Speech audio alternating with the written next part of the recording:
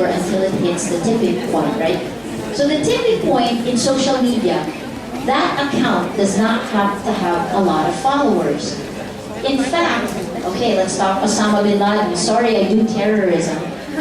When Osama bin Laden was killed, right, by the US Special Forces, it wasn't a journalist who tweeted that pushed the tipping point.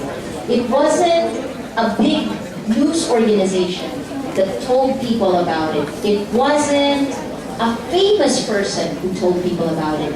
The account that did the tipping point to tell the world that Osama bin Laden was dead was an IT neighbor. So an IT professional with more followers than 300. He had 700 followers because he's much older than you. But when he tweeted it, it hit the tipping point and his power boomed. So it is about the moment, it is about the topic, it is not about the number of followers. So you have to look at it like a medical contagion, the spread.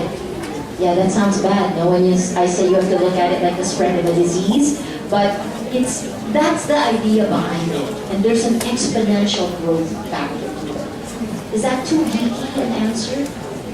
The quick response is this.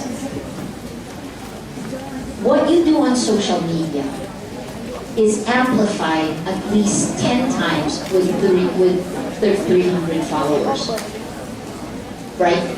So you can use that to tell your story, you can use that to talk to other people. The problem that journalists and governments and big organizations that have power already have is they don't like making themselves vulnerable. Social media, to really do well on social media, you have to be yourself. You have to tell people what you think. And as you can see sometimes, telling people what you think, like what Paparan once said, right? He said before he became a politician, he didn't have many enemies, right? When you tell people what you think, people react back. They can love or hate it.